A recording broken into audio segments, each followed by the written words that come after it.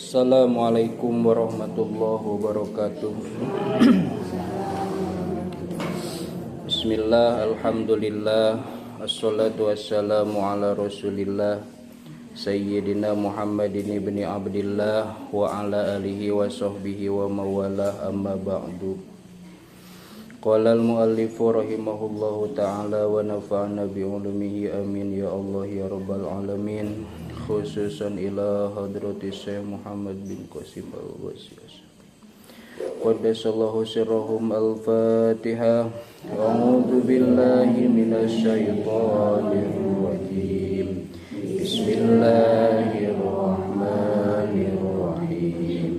Alhamdulillahi rabbil alamin. Ar-Rahmanir Rahim. Maliki yaumiddin. Iyyaka na'budu wa iyyaka nasta'in. Ihdinas siratal mustaqim. Siratal ladzina an'amta 'alaihim ghairil maghdubi 'alaihim waladdallin.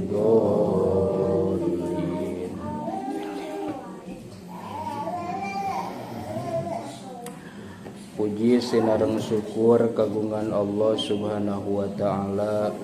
Rahmat sinareng salam mugia sapapaosna dilimpah curahkeun ka junjunan alam. Nyatana habibana wa nabiyana Kangjeng Nabi Muhammad sallallahu alaihi wasallam. Tehilap ka kulawargina, para sahabatna, tabi'in, atba'ut tabi'in, bahkan dugi ka umatna dugi ka yaumil jaza. Pamudah-mudahan ngengingkeun syafaat anjeunna, amin ya rabbal alamin. Dipayun sejangah haturkeun nuhun ka pengatur waktu pangjajab acara anu parantos masihan waktos kangge ngalajengkeun hancadresan anu dicandak tina kitab Fathul Qorib atanapi Hasyiah Bajuri, anu mana dina kasempatan ieu hancana kantun pasal pangbatalan wudu. Hadirin rahimakumullah. Bismillahirrahmanirrahim. Paslun fi nawaqidil wudu'i. Dina ieu pasal teh rek nyarioskeun perkara-perkara anu mantak ngabatalkeun kana wudu. Tos lidik merenya. Dina sapinah pangbatalan wudu aya sabaraha ti payun? Acan koneknya, acan nyambung ya teh area. Dina sapinah baheula pangbatalan wudu teh aya 4 atos ti payun. Dina Riyadul Badi'ah pangbatalan wudu oge sami aya 4. Ta ayeuna di dieu dina kitab Fathul Qorib atanapi Bajuri pangbatalan wudu teh aya 5. Ngan 5 teh sanes berarti nambahan, ngan benten cara penyebutanana wungkul. Jiga dina rukun salat aya nu nyebatkeun 17, aya oge nu nyebatkeun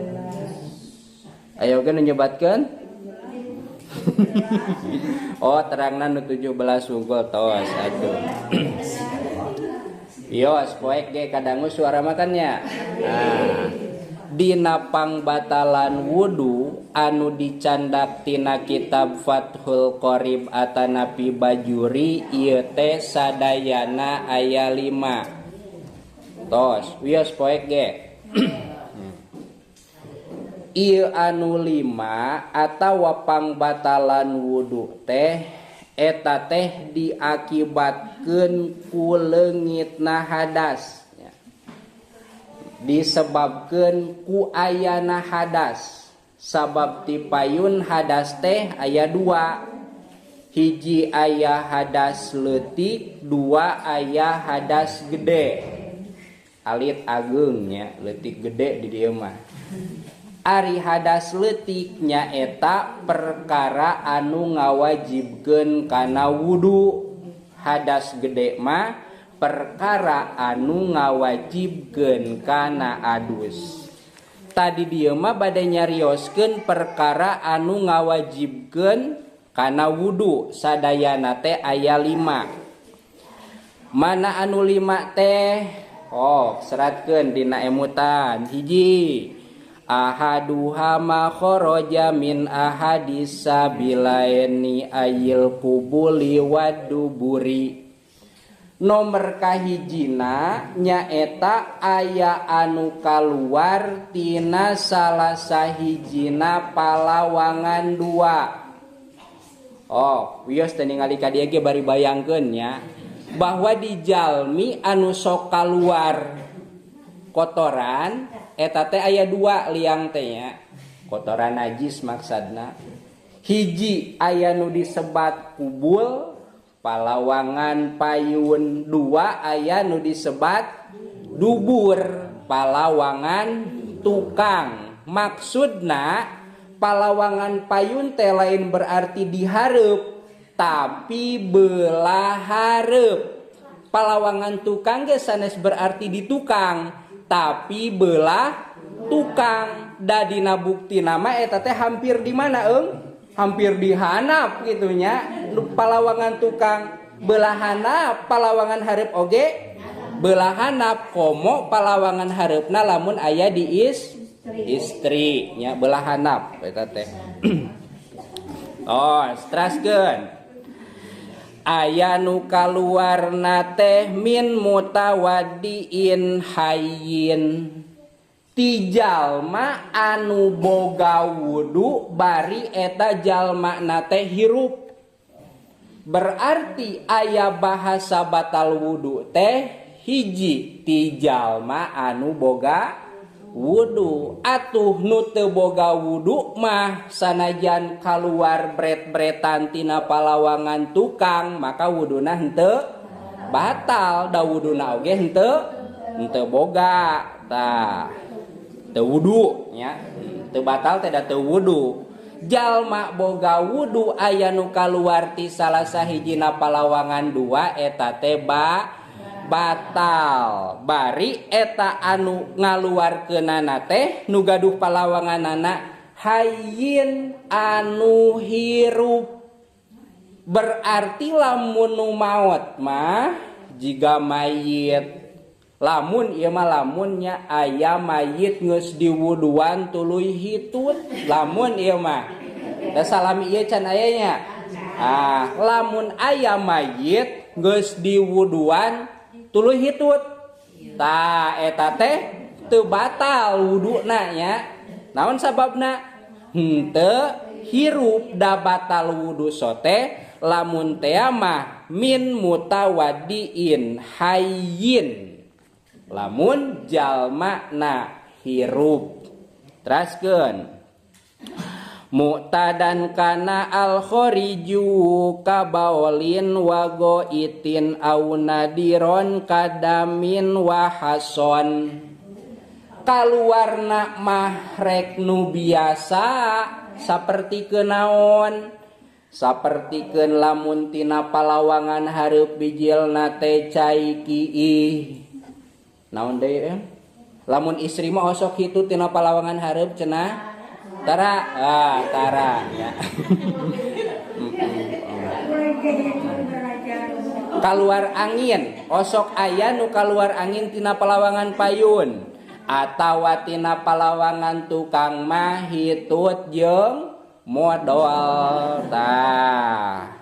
Jalma anu hirup bari boga wudu aya nu kaluar tina palawangan hareup rek nu biasa jiga kiih nya atawa tina palawangan tukang jiga angin hitut atawa naon modal tai eta teh ngabatalkeun kana wudu.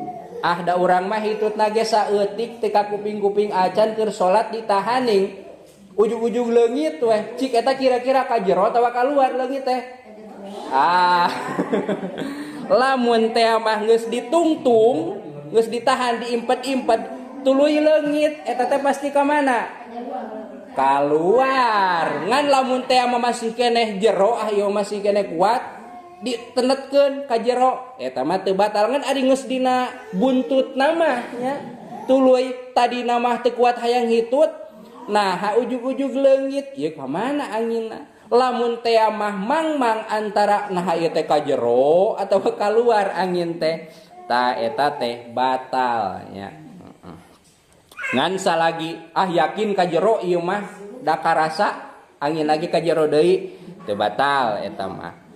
Auna diron atawa nu kaluarna teh langka teu galib saperti kenaon kadamin sapertikeun getih langka keluar getih langka teu biasa keluar getih teh ari lain keur naon mah istri keur head mah nya.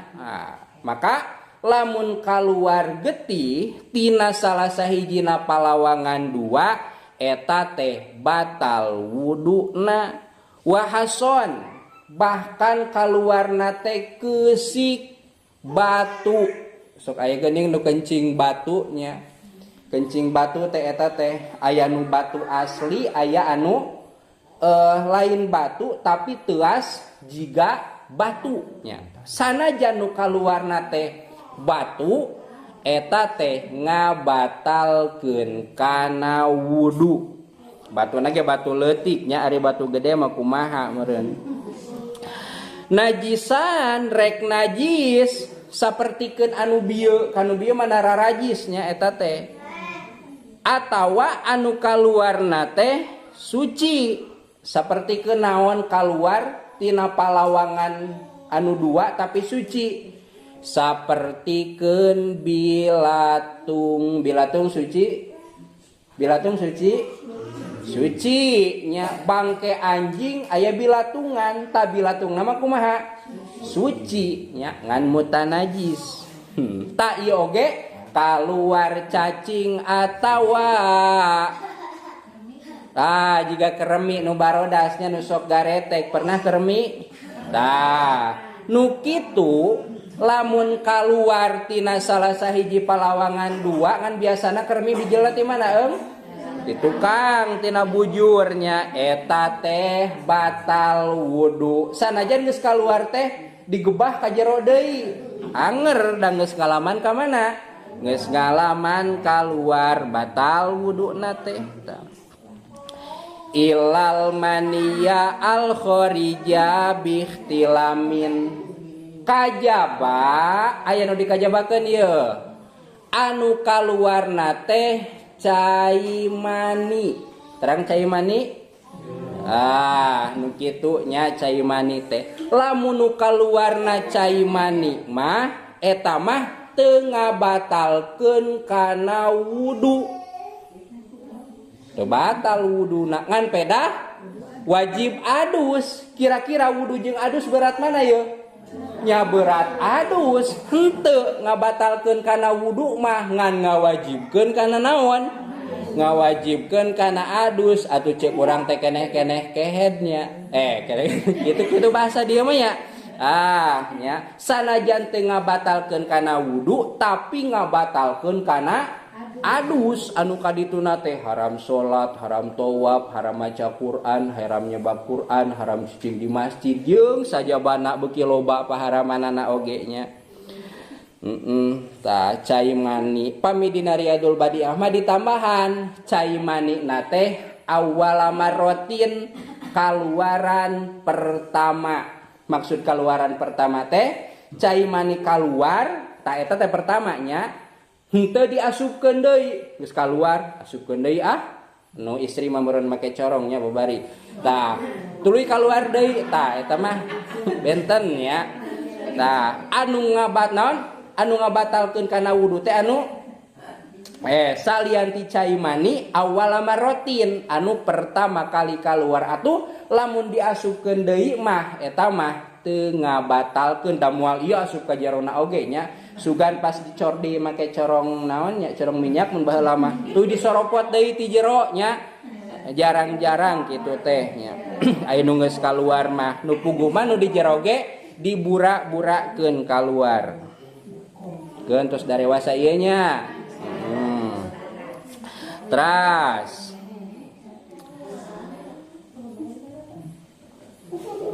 wal muskilu kumaha ieu lamun aya jalmi muskil, ari muskil teh wanu nya. Di urang mah teu aya nya. Ari wanu teh nu gaduh alat kelamin 2. Berarti liangna teh jadi sabaraha ieu? Jadi 3 nya. Ti tukang bujur olahnya ami karti nya, dubur-dubur hararese lah. Ti tukang bujur ti hareup aya 2 kelamin. Gagaduhan istri aya, gagaduhan pamegat aya. Bayangkeun we nya ngajajar di dinya, di luhur hiji di handap hiji tah. Atuh babari mun hayang teh tinggal dipuraetkeun. Hese kapan lamun gagaduhan pamegat hudang mah sok kumaha tuas hese muraetkeunana ge. Lamun teh mah aya wandu wal muskilu innama yantakidu wudu'uhu bil khariji min farjaihi jami'an. Lamun wandu mah batal wuduna teh lamun kaluarna tina duanana ya. Bareng ya. Lamun kiih teh ti gagaduhan lalaki bijil, ti gagaduhan istrina oge bijil, batal tah. Kumaha mah kaluarna tina salah sahijina teu batal. Atuh ngeunah cenah jadi wanu mah teu batal cenah lamun kaluarna tina hiji liang mah. Sok atuh jadi wanu ari hayang mah. Nya kulantaran wandu mah langka nya, da teu puguh duka lalaki duka awewe ieu teh nya. Lamun keur naon lamun kiihna dina kisah wanu mah lamun kiihna tina lalaki berarti keur jadi lalaki, lamun kiihna tina awewe berarti keur jadi awewe. Tangan di dieu keur wandu mah wandu teh jalma nu gaduh alat kelamin 2 nya eta batalna teh lamun kaluar ti duanana bil khariji min parjaihi jami'an. Titik. Hiji tah aya nu kaluar tina salah sahijina palawangan 2 rek naon we nu kaluar nama kajaba cai mani eta mah teu mantap ngabatalkeun kana wudu mangan wajib adus. 2 wasani annaumu ala ghairi hayatin al mutamakini bimak adihi minal ardi. Jalma anu sare nya jika urang teh urang-urang gitu nya sare anu mana si biritna teh napal kana bumi teh kana taneuh. Maksudna mah naon we nu napal di handapnya rek dina karpet rek dina keramik ridiuk sok dicontohkeun mah nya. Jalma nu sarena bari diuk bari eta biritna teh mutamakin tetep henteu muka ceuk urang mah ceuk kasarna mah bujurna gede nya. Anu mana lamun diuk teh rapet si liangna teh nya. Tah pikeun jalma anu kitu teh kumaha?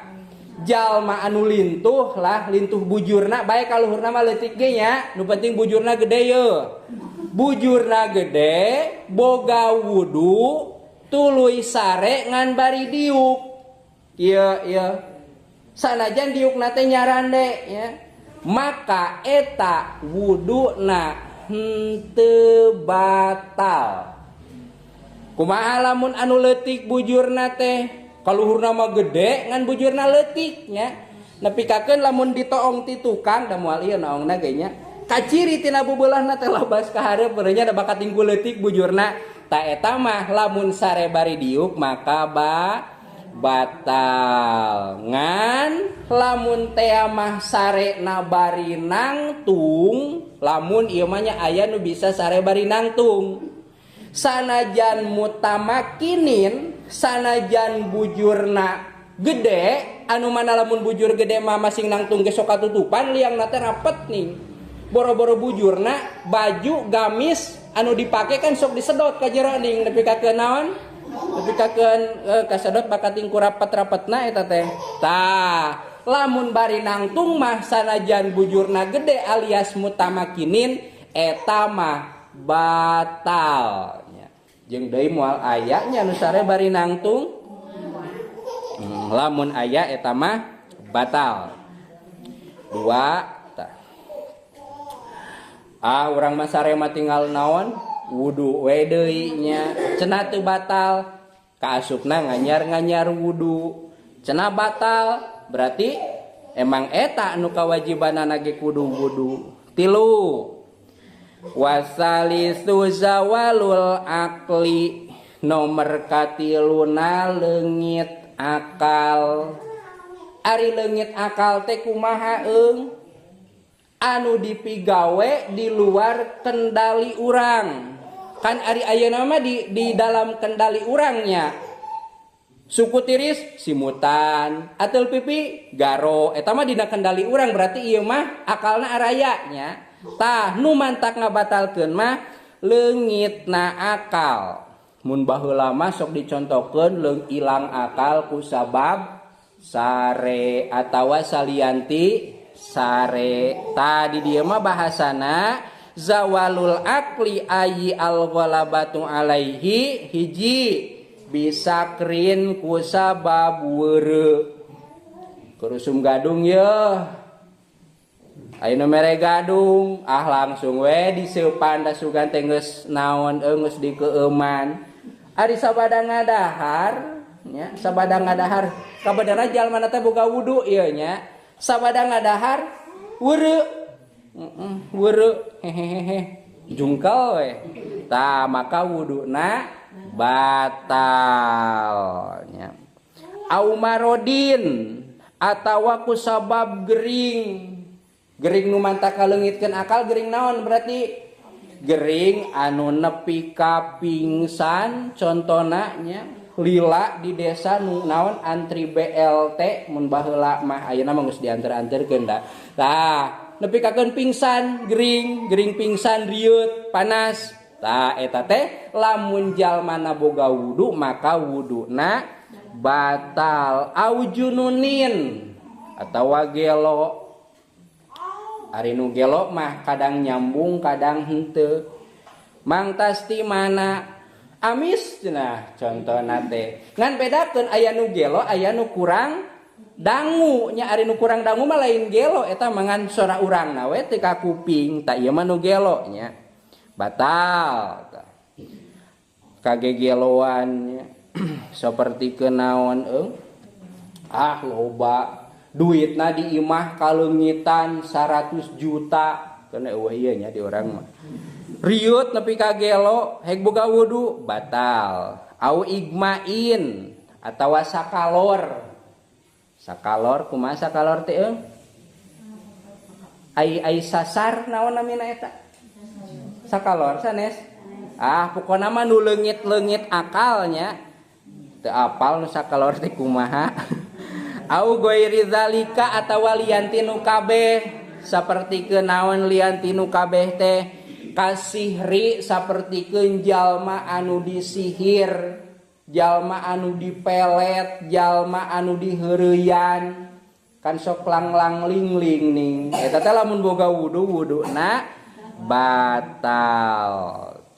Tilu tah jalma anu leungit akalna rek kunaon we leungit akalna mah ari kitu jalma nu sare akalna leungit teu leungit buktina sok gerah hitutan hareupeun irungna ngadat moal sabab akalna leungit kajawa mun kaambeun beureuy we kudang eta mah da geus nyaring lain keur sare ya. Opat warobi sareng ari nu kaopatna nyaeta lamsur rajulil mar'ata al ajnabiyata ghairul mahromi walau mayitatan paantel kulit lalaki jeung awewe anu mana ieu lalaki jeung awewe na teh ajnabiyah deungeun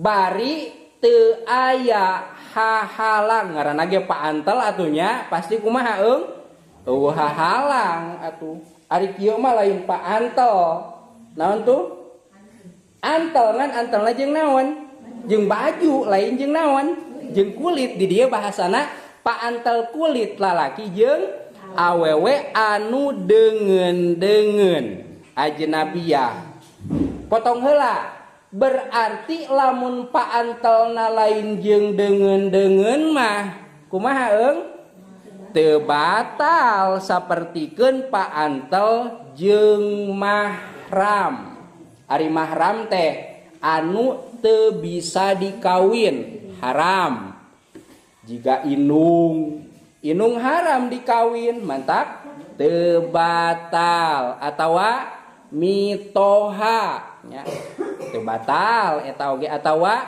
dulur sasusu aya budak awewe nyusu ka naon ka mamah contona teh lamun ayanya maka urang abi anakna jeung manehna eta teh teu batal nah make teu batal sabab dulur susu kulantaran teu batal otomatis haram dikawin teu bisa mantap ka hade ka ibu-ibu bisi aya anak tatangga ulah gampang disusuan beka dieu kaibi eta ulah bisi naon bisi budak urang bogoheun ka eta budak anu mana haram kawinna teh walau mayitatan sanajan antalna teh jeung mayit geus maot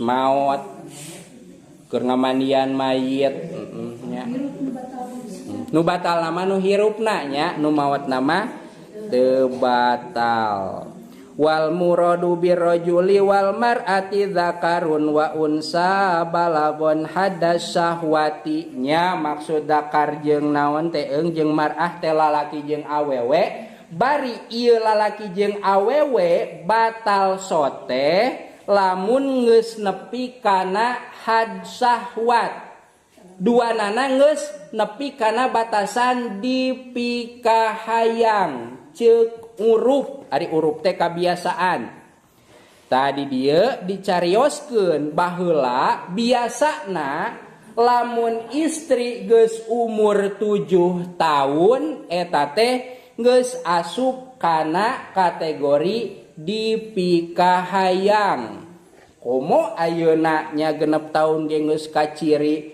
wah geulis lucu gemes maka urang khususna keurnon jalma dewasa nyabak atawa antel jeung eta kulit budak eta teh batal ieu mah leutik ka karaoke TK ari TK sabaraha tahun sabaraha tahun wa 4 engke lamun teh mah 4 tahun mah ceuk baheula 4 tahun mah can meujeuhna dipikahayang. Jadi lamun 7 tahun mah diyakinkeun dipikahayangna teh geus gede komo nu bongsor. Lamun 6 tahun mah diihtilapkeun bisa dipikahayang bisa henteu. Lamun 5 tahun jeung 4 tahun mah eta mah baheula dipastikeun can dipikahayang. Tapi zaman ayeuna mah kan beuki leutik ge beuki naon beuki tereh ngagedeanana teh beuki kaciri kitu naon dipikaresepna teh maka teu menutup kemungkinan kahareup mah umur 4 tahun oge geus dipikahayang da 4 tahun ge ayeuna mah geus bisa tiktokan nya tah lamun geus dipikahayang sanajan umurna kakara 4 tahun maka eta teh lamun paantel kulit jeung lalaki lamun awewe nya eta teh batal wuduna ulah kieu leutik keneh ieu teu batal we batal lamun geus nepi kana batasan dipikahayang ceuk kagaliban ulah ceuk anu teu normal nya urang mah teu resep da masing ka aparawan geulis ge teu hayang eta mah teu normal nya ieu mah ceuk kagaliban bahwa rupa kitu teh dipikahayang maka eta teh batal wuduna. bersabaraha ieu teh bieu teh. Opat. Katingali da. Wal khamisu terakhir nomor kalima. Wal khamisu wa huwa akhirun nawakidi masu farjil adamiyyi bi batinil kafi min nafsihi wa ghairihi dzakaron au untan sogiron au kabiron hayyan au mayyitan. Nomor kalima nyabak kubul atau dubur. Naon kubul teh? Naon kubul teh? Liang hareup atawa di dieu mah bahasana teh parji nya. Ai parji teh parjun teh artina akur liang. Ngan di urang mah lamun dibahasakeun parji teh naon bobogaan awewe. Ari bobogaan lalaki naon? Hasapah ta. Di dieu mah bahasana parji lain berarti nyabak bobogaan awewe wungkul.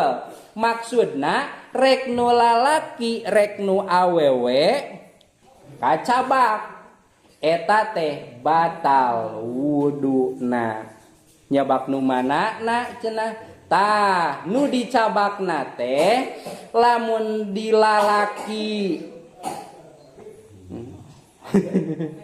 lamun di lalaki samet naonna helmna anu sabada dikumahakeun ieu disulikakeun ning ka tukang tah dikitukeun kabayang urang nya nu boga budak lalaki tanyabak etana nya anapun ka tukang atawa hanapna nogna eta mah teu batal. Lamun di istri kumaha? Lamun di istri mah nyabak biwirna ngan lain biwir nu luar. Kan we jang sekarawin ieu. Katingali ka dieu.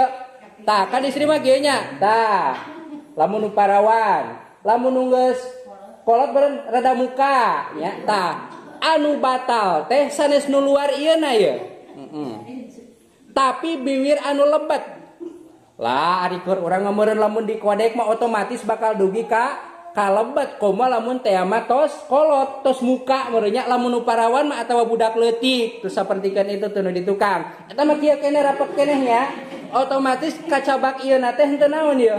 Teu batal sabab bibir nu kacabakna bibir anu luar. Tah ieu mah bibirna anu lebetnya anu geus rada muka atawa lamun teh mah ibu ngajeg naon itu ngaran cinogo teh cinogo sok kumaha nih mereweng nya dukanya duka henteu lah kitu we engke we tingali ku ibunya lamun cinogo eta kumaha posisi bibirna tah di jero teh aya bibir salian tinu luar teh tah lamun kacabak etana batal. Meureun anu mun keur omeh mah sok dicabakan nya bibirna eta teh.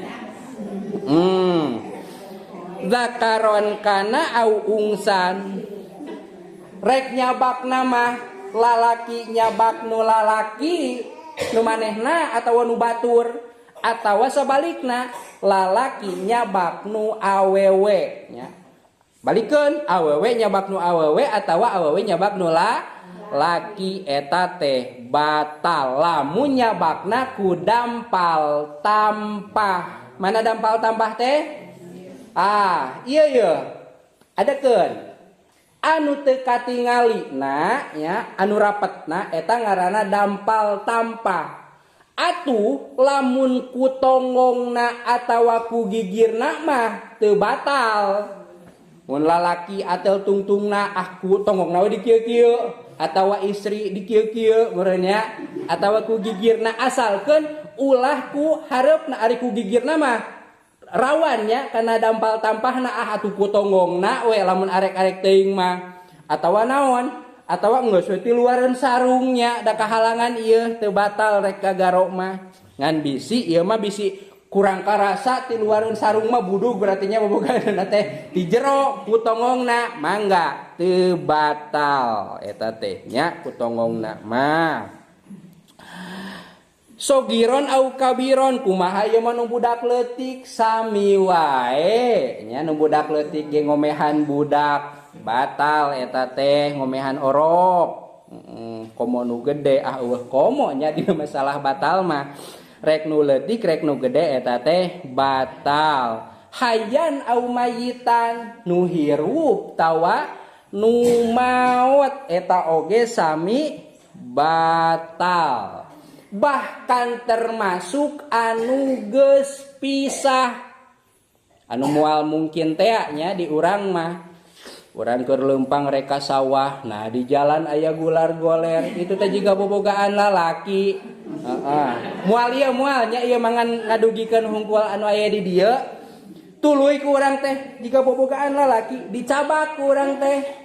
Eta teh batal dicabak tungtungna teh kieu berarti nya cabak tungtungna teh dijingjing batal eta oge nya. Atau bobogaan awewe nya di jalan tiir ku curug batal eta oge nya padahal mah geus kumaha geus papisah. Salagi batal sote salagi masih keneh disebut. Maksud masih keneh disebut teh kieu. Urang manggih di jalan contohna teh nya coba teh jiga bobogaan lalaki tanyakeun ka batur, "Ceu ari ieu naon?" "Anu kieu mah eta" cenah. Berarti masih keneh disebutnya. Atau bobogaan awewe salagi masih keneh disebut tuluy ku urang dicabak bagian nu mantak ngabatalkeunana eta teh batal.